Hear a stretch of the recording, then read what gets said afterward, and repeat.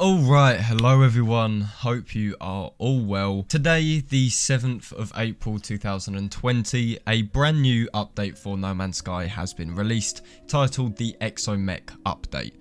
We have been seeing leaks of this update for the past 2 days. We received a leaked trailer yesterday, which was then privatized, then uploaded by Xbox, and then also privatized. This update is very strange and there's a lot of confusion surrounding it. However, it is now officially a thing, and not only that, but it is officially out. First and foremost, I want to say that before we even get into the video, I do want to plug my Discord server, which will be in the description, and I do want to plug my Patreon, which will also be in the description. I do also want to say that before I even got to play this update, my game was broken. This update has done something to my mouse, whereby it just doesn't quite work. The only way to fix it is to Alt-Tab and to go back into the game. So if you're having the same kind of problem where your mouse just isn't moving and it's only going to, certain parts of the screen, then give this a go and that should work. Anyway, enough rambling. Let's get right into the patch notes. Okay, so we have the ExoMech. This is the entirety of the update pretty much, and it is called the Minotaur.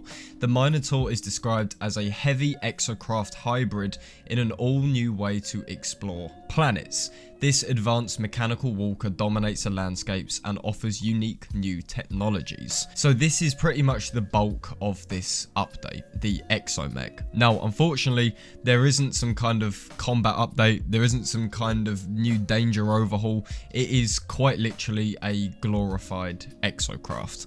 A little bit disappointing, okay? That is a little bit disappointing, but even still, it looks pretty fucking cool. Now, it's noted that this ExoMech actually prevents you from dying because of planetary hazards. It's stated right here that you are able to collect valuable materials whilst also keeping the pilot safe. So any planetary hazards that would normally fuck you over and you would have to constantly replenish your resources in order to fight off, this mech basically does it for you. This should mean, in theory, that extreme planets are a lot easier to deal with, and especially if you're just starting out and you don't have sweaty equipment, this is probably going to be quite useful. Okay, so moving away from the ExoMech, we do actually have some other additions in this update. In fact, a surprising amount of additions, considering it is just titled the ExoMech update. You would expect it to just be an ExoMech, but no, Hello Games said fuck that, we're not doing that, we're giving you more shit. I told you this would happen. First and foremost, there is a new exocraft technology,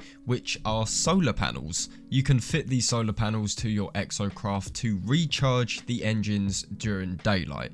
This is more of a quality of life thing, I feel, something which makes running an exocraft not quite as daunting and boring, having to constantly replace the energy resources. A very modern day solution to this problem. Very political, no, I'm joking, fuck off. And there is also improved exocraft scanning. So it's stated that all exocraft equipped with the signal booster necessary to perform scans will now find that their scan reveals all nearby points of interest, pointing the way to objects usually found only through the use of the analyst visor. Again, these are kind of small additions. These are additions that are very specific to exocraft, but as a person that barely uses exocraft, this doesn't quite mean a lot to me, but I am sure that some people will find this very useful. Alright, so there is a new piece of technology available for your freighters.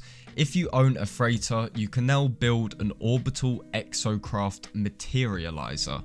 So this technology allows you to summon your exocraft whenever your freighter is present in the current star system. I'm assuming this is also how you spawning your cute little mech. So now your freighter is a part of exocraft, and I think that ties in quite nicely. Moving on, we have some more exocraft decals. These are pretty much the same ones that we have seen attachable to our bases, but now we can put them on our exocraft. That's really about it. Now, moving on to something which I'm genuinely quite excited about, and that is some changes and enhancements to the existing graphics. So it is stated that a large number of visual improvements have been made to the lighting model, particularly outside on planets.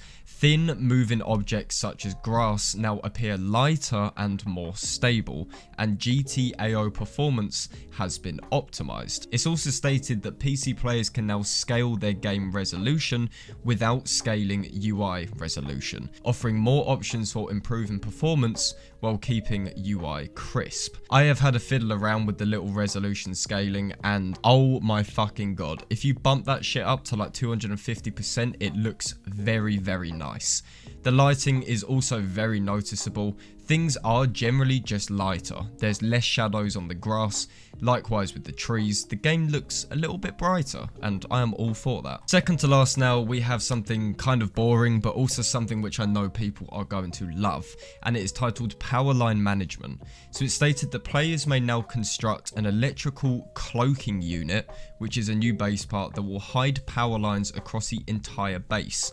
Power lines will still be visible while in construction mode.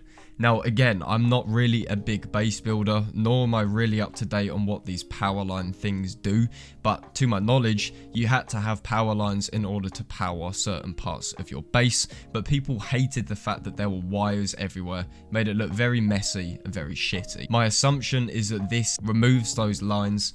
They're still there, but they're just not visible. And again, for those that like base building and being creative, this is probably a fucking godsend. And finally, we have base building quality of life. So it's stated that several fixes and quality of life improvements have been made to featured bases, including the ability to quickly return to the space anomaly and your previous system after visiting a base. Console players can now disable the complexity limit as well, at the cost of some performances in large bases. So those are pretty much the largest additions to the ExoMech update for No Man's Sky. I'm pleased to see that there is more content other than just the ExoMech.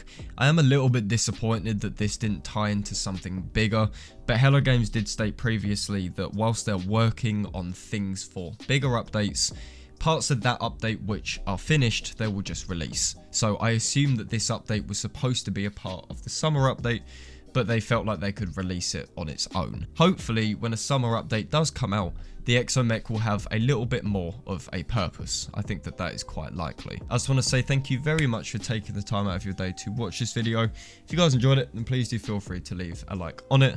Thank you very much for watching. Stay safe, stay indoors. I'll see you guys soon. This is SkintBoot, signing out.